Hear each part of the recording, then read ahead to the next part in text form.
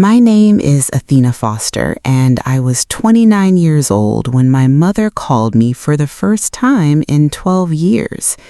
She did not say hello. She did not say I missed you.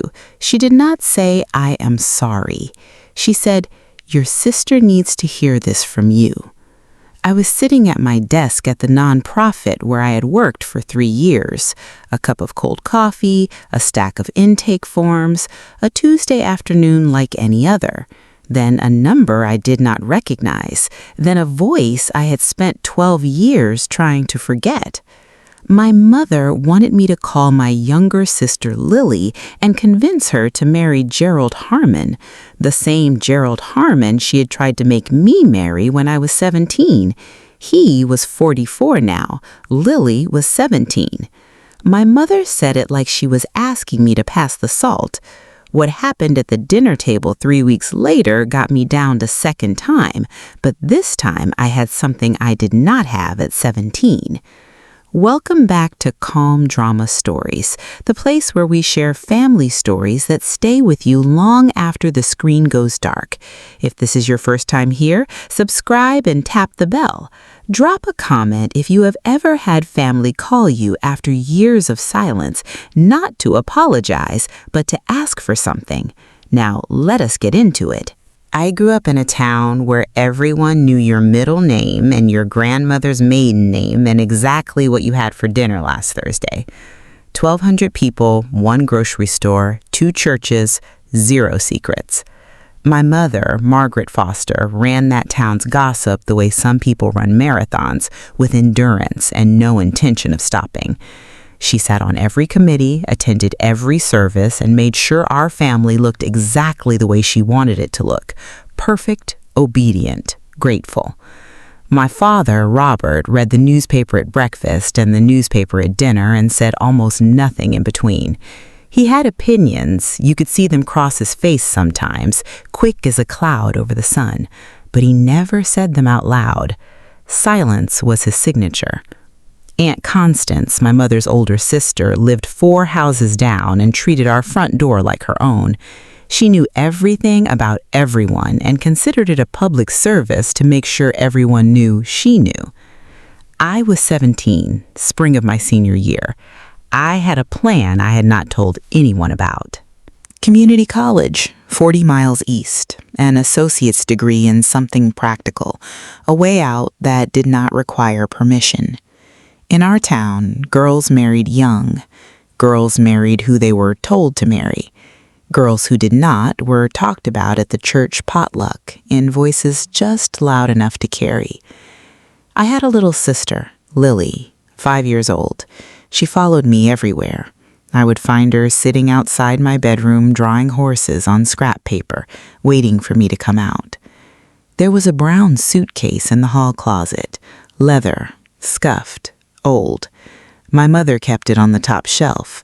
She used to say, "That suitcase came with me the day I married your father." I did not know it would come with me too, just not the way she meant. The announcement came on a Thursday evening. Pot roast, green beans, the table set with the good plates, which should have been my first warning. My mother waited until everyone had food on their plate. That was her style. Trap you with politeness, then drop the hammer. "Athena, you will be meeting Gerald Harmon this Sunday after church." She said it the way she said everything, like it was already decided. I put my fork down. Meeting him for what? To discuss the arrangement. She did not blink. Constance has been talking with his mother. He has a house, a steady job at the lumber yard. He is 32. And ready to settle down. 32. I was 17. Aunt Constance leaned back in her chair with a smile that said she had been waiting all week for this moment.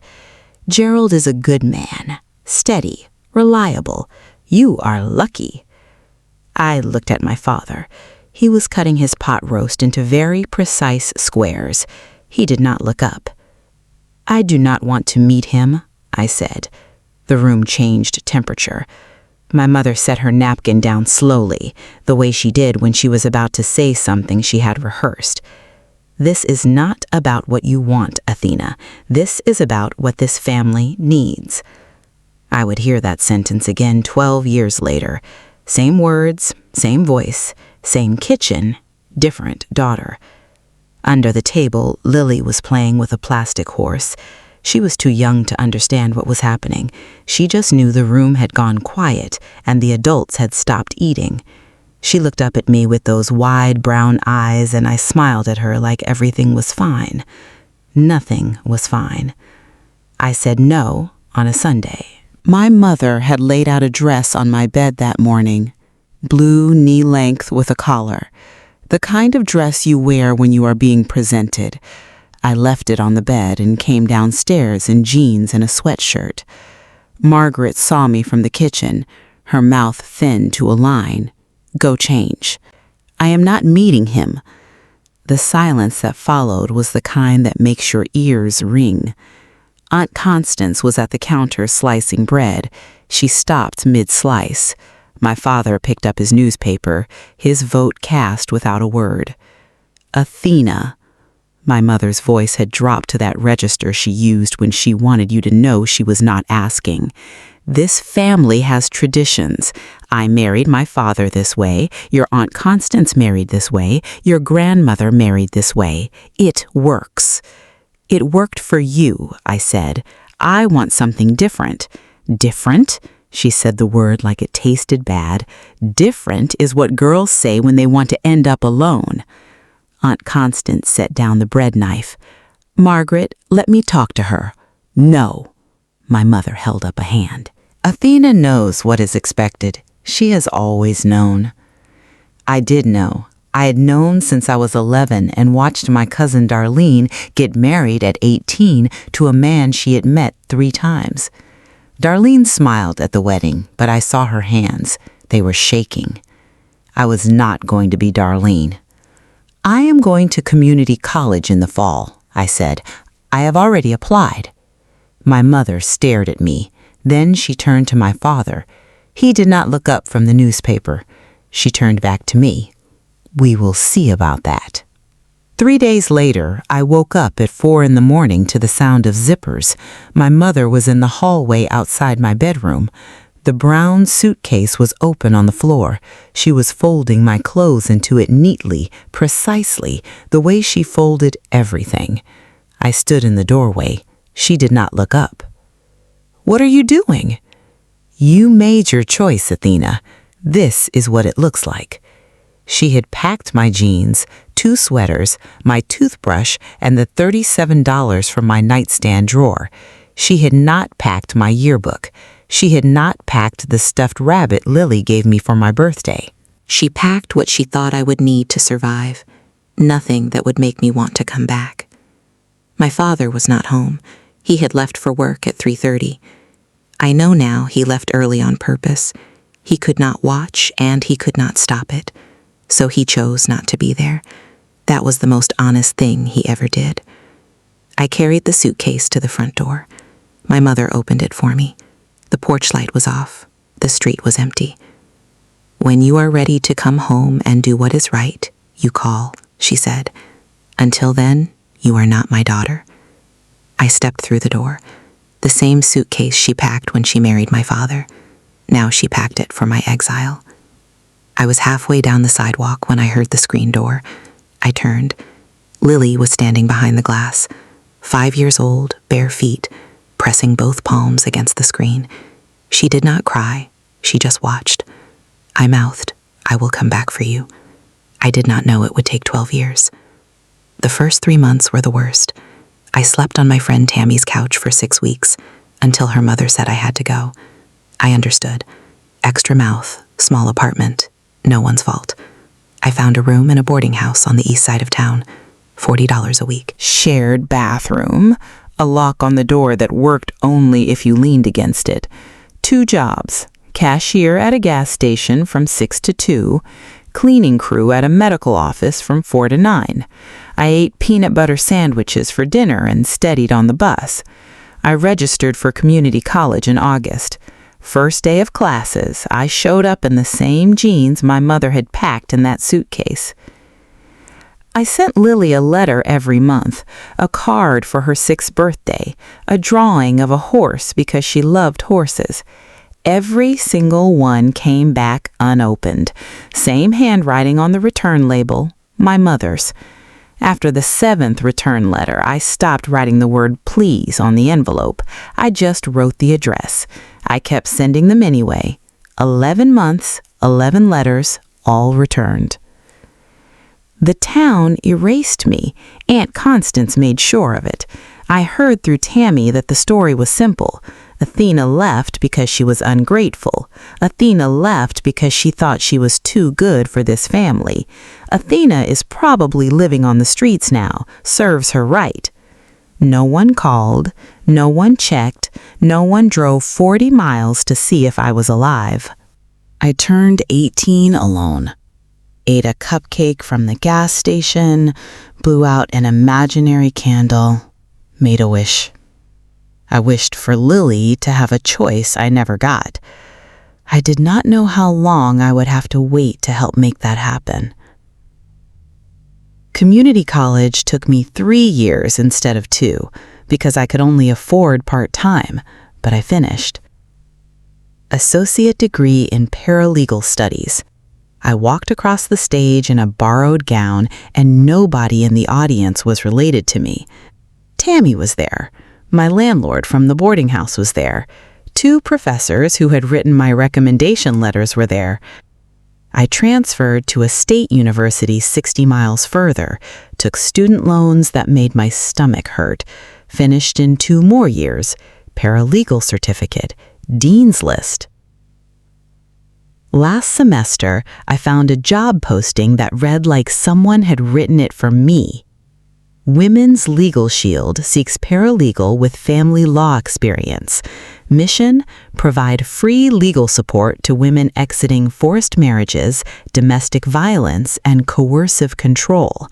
I applied on a Thursday, interviewed on a Monday, started on a Wednesday.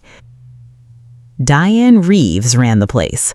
45, silver streak in her hair, voice like a judge, and eyes like a grandmother. She had built the nonprofit from a folding table in a church basement 14 years ago. She saw something in me during the interview. I think she saw the suitcase, not the physical one, the one I still carried inside. I was good at the work, not because I was smart, because I had lived it. I knew how to read a woman's face when she sat in our office and said, "My family wants me to," and meant, "My family will destroy me if I do not." I knew the difference between tradition and control because I had stood on both sides of that line. I handled 12 forced marriage cases in my first year, 12 women who walked out of lives someone else had planned for them. I helped build their exits. I never forgot that no one had built mine. The call came on a Wednesday afternoon in October. I was at my desk reviewing a client's custody filing. My coffee was cold. The window was cracked open because the office radiator ran too hot. My phone buzzed. Unknown number. My old area code. I almost let it go to voicemail. Almost. Athena. My mother's voice. 12 years. The same cadence. The same way she said my name. Like a sentence she was handing down. I did not speak for 4 seconds. In those 4 seconds, a small, stupid, stubborn part of me hoped she was calling to say, "I am sorry, I knew better."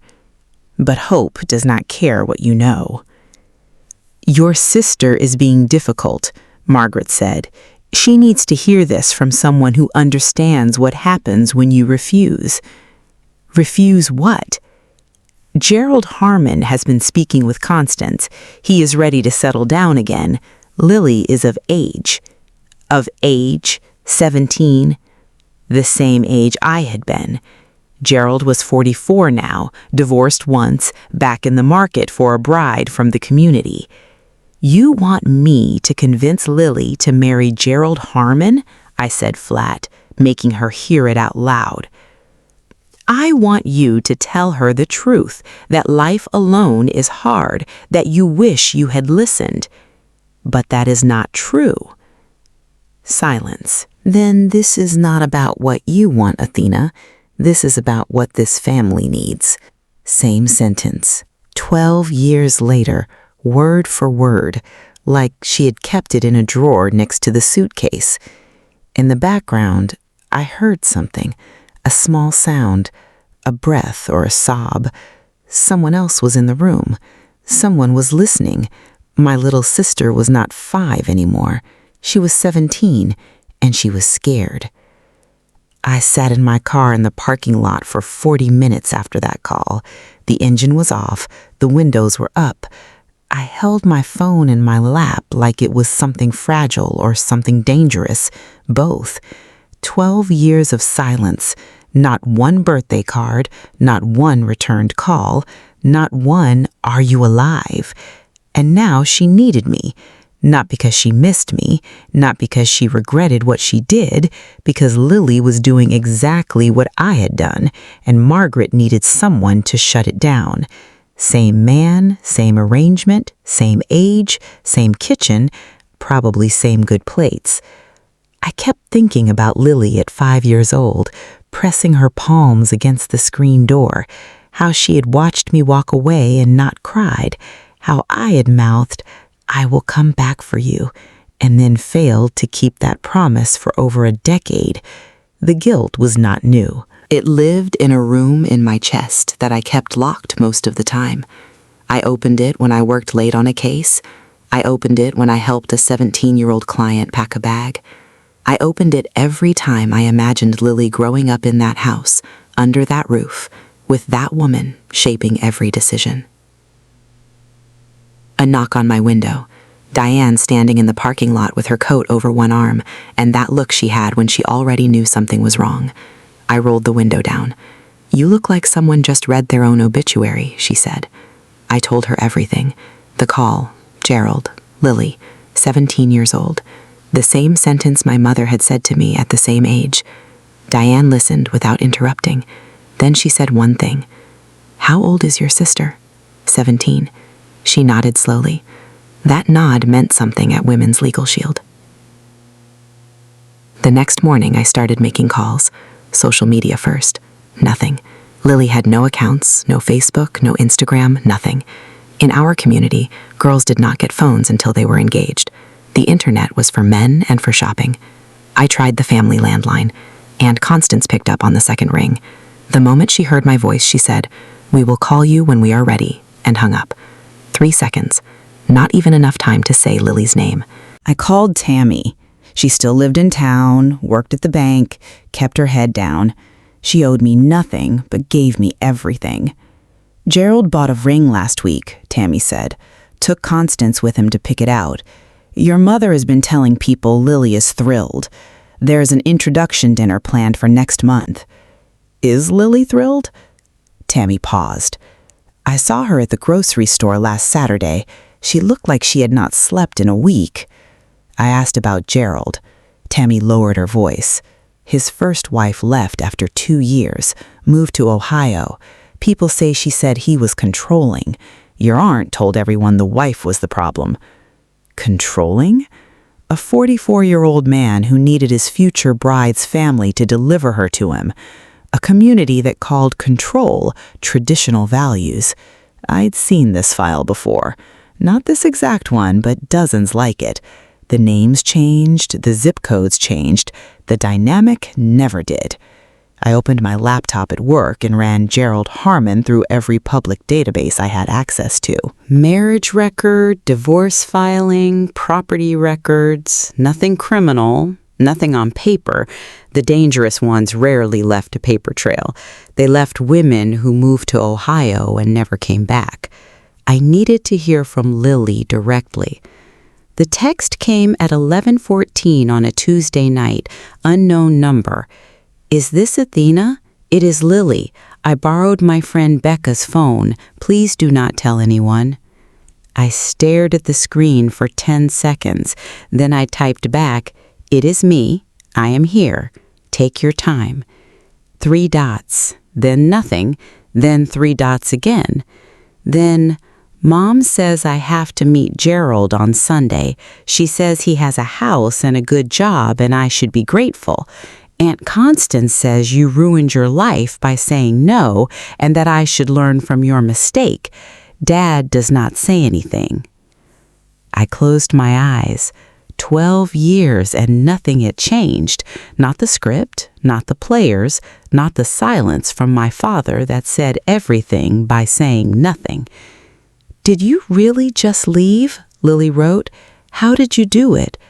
I wanted to tell her it was brave, that I walked out with my head high and never looked back, but that would have been a lie.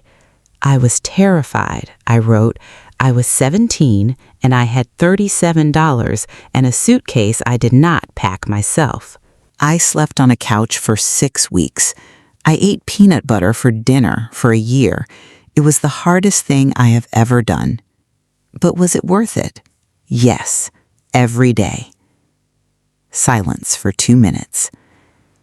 "Then Mom told me you call her crying every night, begging to come home. She said you live in a terrible apartment and you regret everything." My jaw tightened, not from anger, from 12 years of letters returned unopened.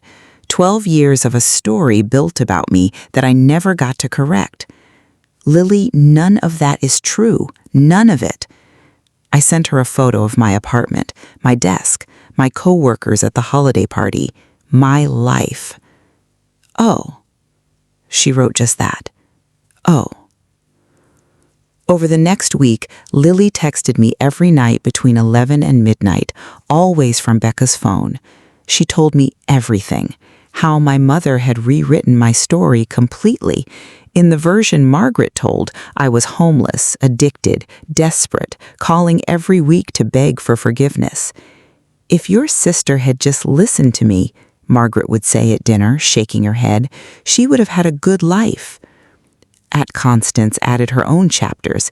In her version, I had shown up at the church one Christmas, skinny and crying, and Margaret had to turn me away for the family's sake. That never happened. I had not been within 50 miles of that church in 12 years. Lily had grown up believing her older sister was a cautionary tale, a ghost story told at dinner to keep her in line. "I thought you were suffering," Lily wrote. "I thought leaving was the worst thing that could happen." "The worst thing that could happen," I wrote back, "is staying somewhere that teaches you your only value is obedience." I sent her more photos. My office, the view from my apartment window, Diane and me at a fundraiser. Small things, real things, evidence. Lily started asking questions, not about me, about herself. "Can you go to college if your family does not pay? Can you get an apartment at 17? What happens if you just say no?" Each question broke my heart a little. She was asking the same things I had asked at her age, except I had no one to ask. "You can say no," I told her, "and if they make no feel impossible, there are people who will help you find a way out. I know because I work with them every day." She did not respond for 20 minutes. Then, "I am scared." That is okay. Scared and moving is better than scared and staying. My mother called again on a Friday afternoon. This time her voice was different, softer, warmer, the voice she used when she wanted something and knew sweetness worked better than force. "Athena, honey, I have been thinking. It has been too long. Why do you not come home for dinner next Saturday? The whole family will be here. We can talk like a family." Like a family. The phrase sat in my ear like a stone. "Constance is making her pot roast. Your father—" She paused, and I heard a shuffle. Then a different voice. Deeper, slower. "Come home, Athena." My father. 3 words. The 3 first words he had spoken directly to me since I was 17 years old. My throat closed. Something cracked inside me that I thought I had cemented shut years ago. I knew what the dinner was. I had read the group chat screenshots. I had seen the plan. But hearing my father's voice, that was something I was not prepared for. That was the one weapon my mother had not used before. I called Diane that night. They invited me to dinner. Of course they did. Diane was making tea. I could hear the kettle. They need you in the room. You are the leverage. I know. So what do you want to do? I want to go because it is the only way I get FaceTime with Lily. Diane set the kettle down. Then go in with a plan. Do not go in with hope. Go in with a plan. I hung up and sat at my kitchen table for an hour. Then I opened my laptop and started a checklist. The same kind I made for clients. Step by step, exit by exit. This time, the client was my sister. The night before the dinner, Lily sent me something that changed everything. 4 screenshots, a family group chat, participants, Mom, Dad, Aunt Constance, Uncle Dean, Uncle Paul. I read them in order. Margaret. Athena is coming Saturday. She will talk to Lily. This will be settled. Aunt Constance. And if Athena does not cooperate? Margaret. Then we go to Plan B. Gerald comes to the dinner himself. He meets Lily in person. Face to face is harder to refuse. Uncle Dean. Good. The sooner this is done, the better. Margaret. One more thing. Lily does not leave the house until after the dinner. No errands, no visits. I do not want her talking to anyone. I read the messages 3 times. The 3rd time, I stopped looking for love in them. This was not a family dinner. This was an operation. I was not a guest. I was a tool. And if I did not perform, they had a backup tool named Gerald. The timestamps were all from the same afternoon. They had planned this in minutes, clinical, efficient, like scheduling a delivery. Lily had added one more message. Becca helped me screenshot these before Mom took my phone. They do not know I saw them. I saved every screenshot to a secure folder, backed it up to the cloud, saved it to a flash drive, 3 copies. Force of habit. In my work, evidence disappeared. I sat on my bed and looked at those timestamps on my phone screen until the numbers blurred. My mother, my father, my aunt, my uncles, planning how to deliver a 17-year-old girl to a 44-year-old man in 4 minutes. I closed my eyes. When I opened them, I was done hoping. If you are watching this and you have ever read a message that finally showed you who your family really is, hit that subscribe button, because this story is about what happens when you stop hoping and start planning. Stay with me. Thursday morning, 2 days before the dinner, I was in Diane's office at 7:30. I need to build an exit for my sister, I said. Diane pushed her coffee aside. Walk me through it. Step 1, emergency shelter. I called Safe Harbor, the women's shelter 2 counties over. They had a bed available, confirmed through Friday of the following week. Intake coordinator's name, Sandra. Direct line, saved in my phone. Step 2, social worker. Diane connected me with Helen Park from County Services. Helen had handled 6 forced marriage cases in the past 3 years. She understood the dynamics. She agreed to be on standby Saturday evening. Step 3, local police notification. Not a report, not an arrest, a heads up. I called the non-emergency line and spoke with a sergeant, explained the situation. Minor being pressured into marriage. Family dinner might escalate. He said, call us if you need us. We will be in the area. Step 4, contact information. I wrote down 3 numbers on a card small enough to fit in a pocket. Shelter intake line, Helen's direct number, my cell. Laminated it at the office copy machine. Step 5, Lily's choice. This was the one that mattered most. I could build every bridge in the world, but Lily had to decide to cross. I could not carry her. She had to say the word. We do not rescue, Diane said, reading my face. We create exits. I know. You also know this is not a client. This is your sister. That makes it harder. That makes it necessary." She looked at me for a long moment. Then she opened her calendar. "I am coming with you Saturday. Do not argue." I did not argue. Saturday afternoon, I drove 3 hours east on the interstate, then 20 minutes on county roads that narrowed like a funnel until I was back in the town I had not seen in 12 years. Smaller than I remembered, or maybe I was bigger. The gas station where I had worked was still there. Different sign, same parking lot. The boarding house was gone, replaced by a storage unit facility. Tammy's mother's apartment complex had new siding.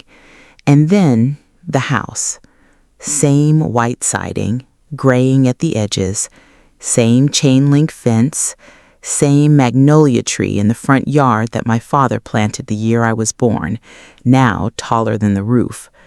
The garden was overgrown. The mailbox was rusted. The front door. I sat in the car and looked at it for 30 seconds. The same door.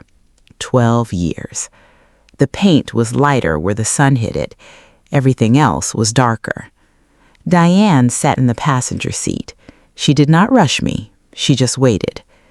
I got out, walked up the path, rang the bell. My mother opened the door and pulled me into a hug before I could brace myself. Her arms, her perfume, her chin on my shoulder. My body remembered it before my brain caught up. For 3 seconds, I was 5 years old, and everything was warm and safe and simple. Then she pulled back, held my face in both hands, and said, "You look thin, honey. Come eat." Behind her, the house smelt like pot roast and floor polish. The hallway was the same. The photos on the wall were the same, except mine had been removed.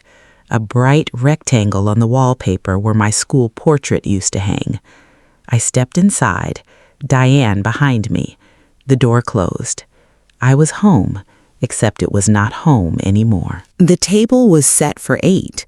Good plates again, same ones from 12 years ago. Margaret had filled every seat. Robert at the head, silent as always. Aunt Constance across from me, already watching me like I was a math problem she intended to solve. Uncle Dean, thick-necked and jovial, slapping the table when he laughed. Uncle Paul, quieter, picking at the bread. And Lily. She sat at the far end next to Aunt Constance, 17, dark hair like mine. She had my mother's jawline and my father's quiet eyes. She wore a gray sweater that was too big for her and kept pulling the sleeves over her hands. She did not look at me when I sat down. She looked at her plate, but when Constance turned to refill her glass, Lily glanced up for half a second, just enough for me to see it. She was terrified. "Look at this," Margaret said, gesturing at the table with both hands. "The whole family together. It has been too long." She said it like I had been on vacation, like I had chosen to be away, like the suitcase on the porch at 4 in the morning was a misunderstanding. Aunt Constance smiled at me. "You look thin, Athena. Living alone is not good for a woman." "I do not live alone," I said. "I have a roommate." I did not, but Constance did not need to know that. Margaret steered the conversation. Weather, the new pharmacy in town, Uncle Dean's truck, safe topics, gentle currents, carrying us all toward the real conversation she had planned for after dinner. Lily ate nothing. She moved food around her plate with a fork, building small walls out of green beans. I watched her hands. They were steady. That was something. After the plates were cleared, my mother asked me to come to the living room, just the two of us. Her tone was casual. Her eyes were not. The living room had not changed. Same couch, same cross on the wall, same family Bible on the side table with a cracked spine. Margaret sat across from me and folded her hands in her lap. "You have been out there 12 years, she said. "You know what life is like alone, how hard it is, how lonely." She paused. "Your sister does not need to learn that lesson the hard way." "What lesson?" That a woman alone is a woman unfinished. I let that sit in the air between us. Unfinished. Like a woman without a husband was a half-built house.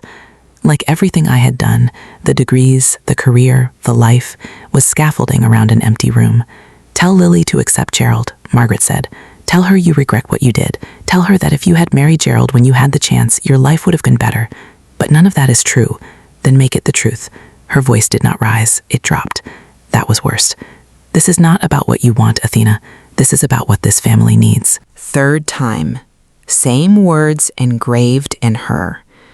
I heard the front doorbell ring. Uncle Dean answered it. A voice in the hallway. Deep, practiced, confident.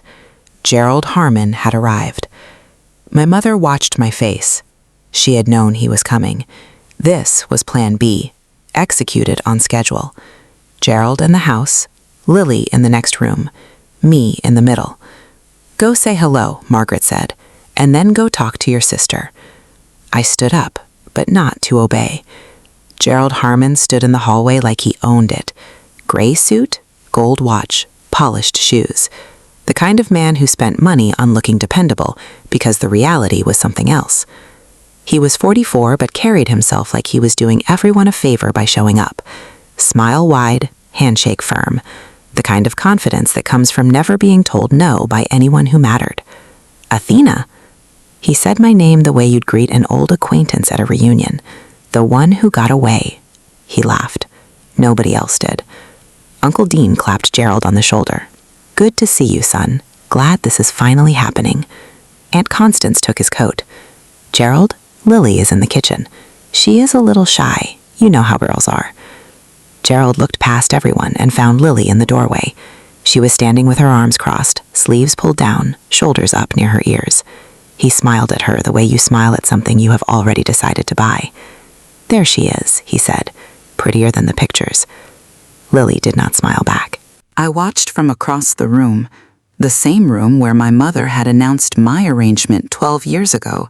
Same table, same plates, different daughter being offered to the same man. Gerald was 15 years older than he had been when my mother tried to hand me to him, gray at the temples, lines around his mouth, but the entitlement was the same. The assumption that he deserved a young woman from this community because he had money and a house and the right last name. I looked at Lily, she looked at me, and in that look I saw everything I needed to see. She was not going to survive this on her own. I touched Lily's elbow. Can we talk outside, just us? My mother's eyes lit up. She thought this was it, the moment I would deliver her script. Go ahead, girls, take your time. The backyard was small and dark, a floodlight over the garage. The magnolia tree blocked most of the glow from the kitchen windows. We stood by the fence. Lily's breath was visible in the cold air. Lily, she started crying before I could say anything else. Not loud, just steady, silent tears tracking down her face. I do not want to marry him, she whispered. I do not want to marry anyone. I want to go to school. I want to leave. But Mom says if I leave, I will end up like you. And I used to think that meant I would end up miserable. But then you sent me those photos and I realized... She stopped, wiped her face. She lied about everything. Yes, she did. So what do I do? I reached into my coat pocket and pulled out the laminated card. 3 numbers. Shelter, social worker, me. You do not have to decide tonight, I said. But I need you to know there is a door, a real one, with people on the other side who will help you walk through it.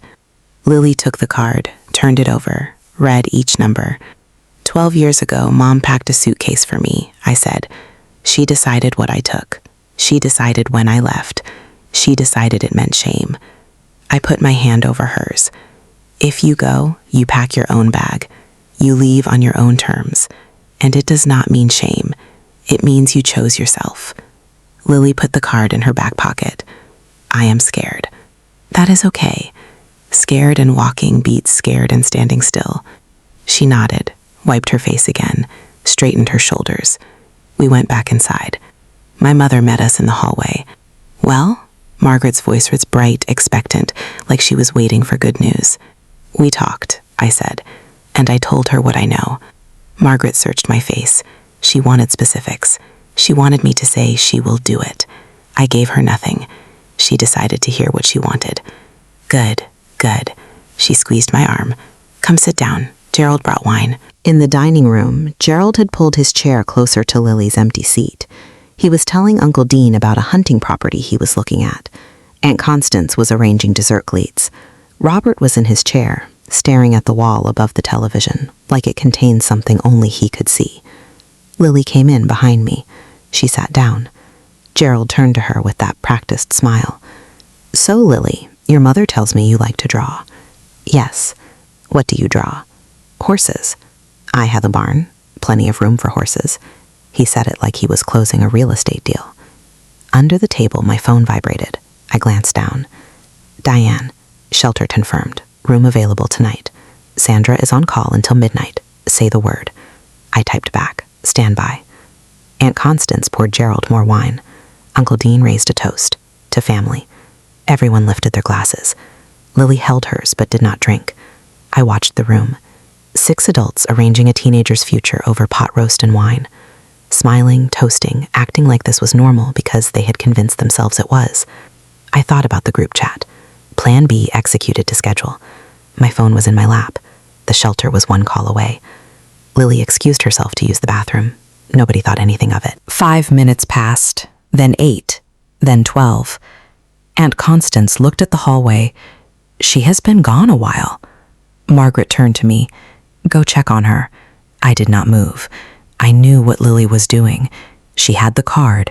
She had the numbers. If she was in that bathroom with Becca's phone, she was calling Sandra right now.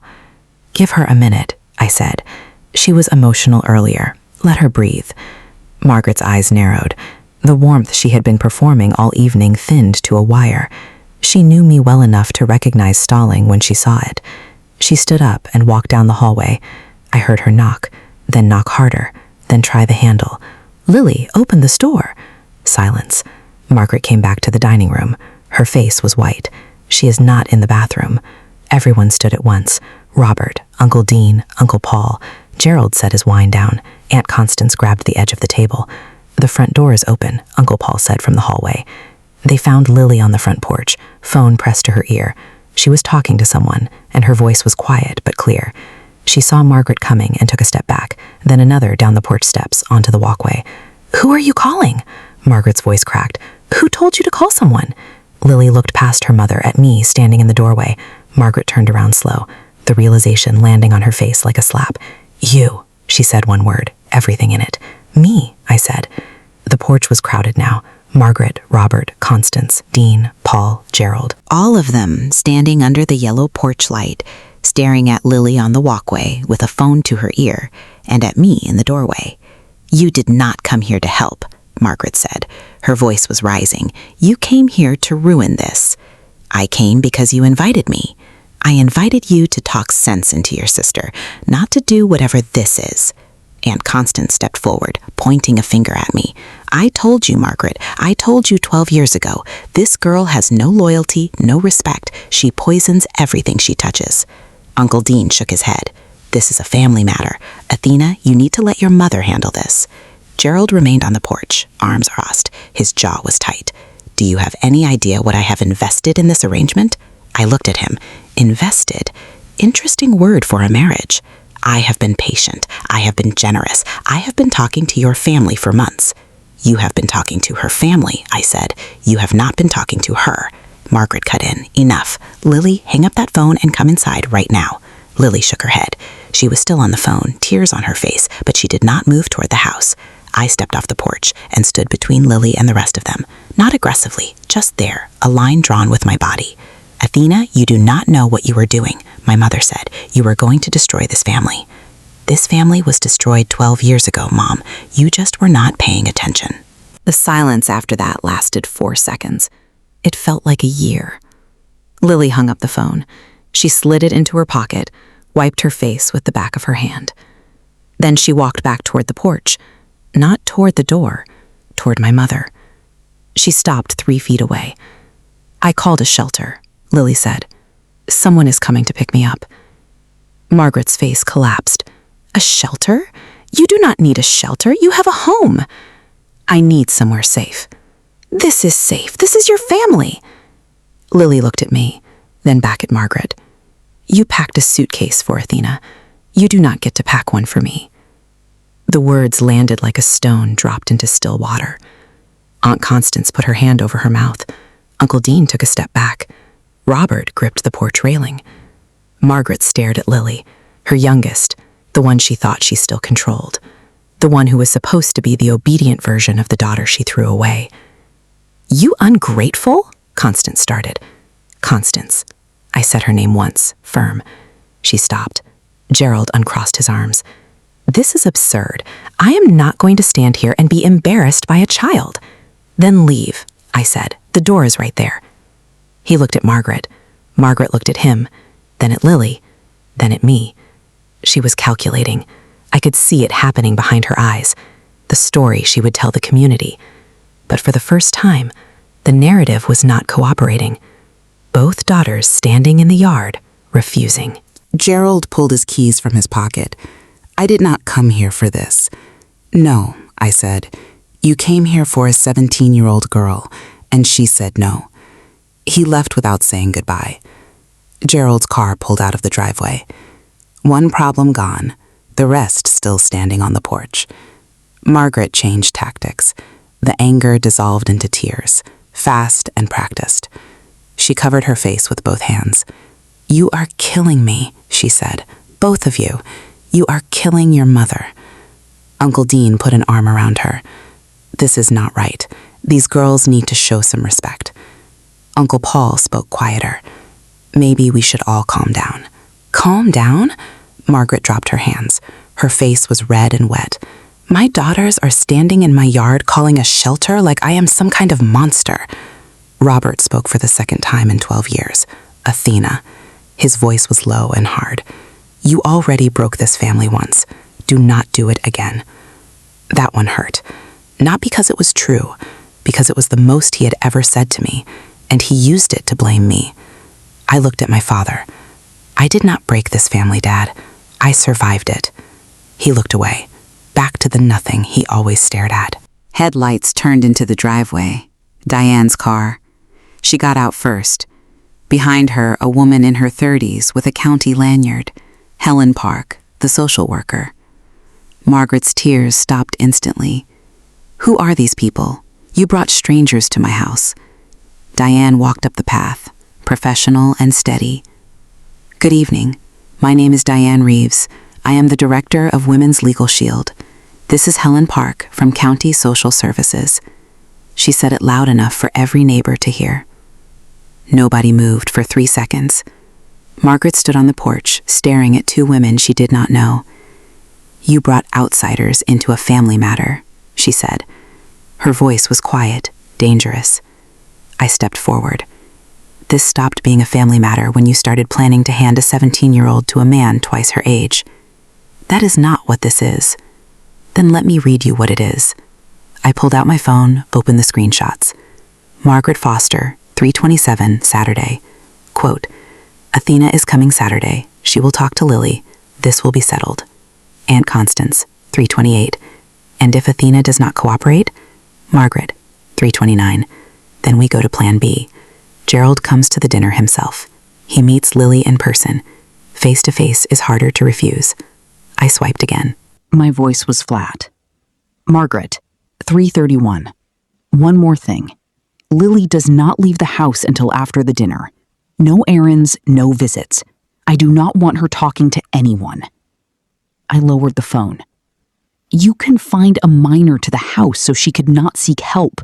You arranged for a 44-year-old man to pressure her in person, and you brought me here to be the first line of that pressure."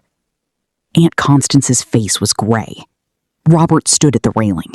He did not deny any of it. His name was on the timestamps. Margaret broke first. "Those were private messages. You had no right." Lily had every right. They were about her. She is a child. She is a child.